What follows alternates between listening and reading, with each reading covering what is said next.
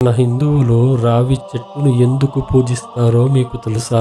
రాక్షసులకు మరియు దేవతలకు సముద్ర మంథనంలో ఎన్నో శక్తివంతమైన అస్త్రాలు, శక్తులు వచ్చాయి. ఆ అన్నిటితో పాటు విషాలు బయటికి వచ్చాయి. ఆ అన్నిటితో పాటు లక్ష్మి మరియు తన చెల్లి అయిన అలక్ష్మి కూడా బయటికి వస్తారు. లక్ష్మి సంపదకు దేవత కాగా, అలక్ష్మి దరిద్రానికి, పేదరికానికి దేవత కాగా, విష్ణువు లక్ష్మీదేవిని చూడగానే ప్రేమలో పడిపోగా, నన్ను పెళ్లి చేసుకుంటావా అని లక్ష్మీదేవిని అడిగి లక్ష్మీదేవిని వివాహం చేసుకుంటాడు. ఇదంతా అలక్ష్మీదేవి చూసి నా సంగతి ఏంటి అని బాధపడుతుంది. లక్ష్మీదేవి విష్ణువుతో, స్వామి, నా చెల్లికి కూడా మంచి సంబంధం చూసి పెళ్లి చేద్దాం, అది మన బాధ్యత అని కోరింది. దానికి విష్ణువు నవ్వుతూ, ఈ అలక్ష్మి చాలా సోమరిపోతు, ఈమెకి తగిన వాడిని చూడాలంటే చాలా కష్టం, కానీ ప్రయత్నిద్దాం అని అంటాడు. ఆ రోజు నుండి లక్ష్మీదేవి తన చెల్లి కోసం, మంచి వ్యక్తి కోసం వెతుకుతూ ఉంటుంది. చివరికి ఒక మహర్షిని చూసి, ఇతనే నా చెల్లికి తగిన భర్త అని అనుకుంటుంది.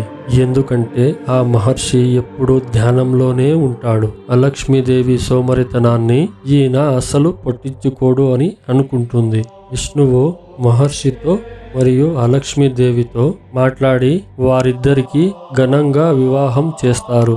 ఆమె దరిద్రం ఎలా ఉంది అంటే, మహర్షి ధ్యానం చేయడానికి నీరు కావాలి అని అన్నా కూడా ఆమె తేలేకపోతుంది. ఏ పని చెప్పినా ఆ పని చేయలేకపోతుంది. ఆ ముని ఆమె సోమరితనాన్ని భరించలేక నన్ను విడిచిపెట్టమని కోరుతాడు. ఆ మాట వినగానే అలక్ష్మి గుండె పగిలిపోతుంది. ఏడుస్తూ పరిగెడుతూ వైకుంఠానికి వెళ్తుంది. మీరే నాకు వివాహం చేశారు కదా, నాకు ఇలా జరిగింది, ఇప్పుడు ఈ సమస్యకు మీరే పరిష్కారం చెప్పండి అని ఏడుస్తూ అడుగుతుంది. విష్ణువు నవ్వుతూ, ఇక ఎవరు నిన్ను భరించలేరు అలక్ష్మి, నువ్వు ఒక రావి చెట్టును చూసుకుని దాని కిందే ఉండి నీ జీవితాన్ని గడుపు అని అంటాడు. అలక్ష్మి, సరే బావా, నువ్వు చెప్పినట్లే రావి చెట్టు కిందే ఉంటాను, కానీ నేనక్కడ ఒంటరిగా ఒక్కదాన్నే ఉండలేను. నన్ను చూడడానికి తరచుగా మీరిద్దరూ కూడా తరచుగా రావాలి అని కోరుకుంటుంది.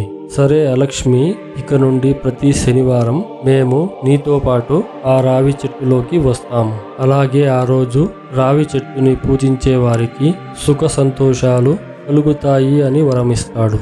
అందుకే ఇప్పటికి కూడా మనం ప్రతి శనివారం రావి చెట్టుని పూజిస్తాం.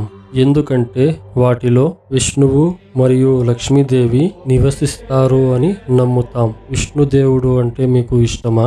అయితే కామెంట్లో విష్ణుదేవాయ నమః అని కామెంట్ చేయండి.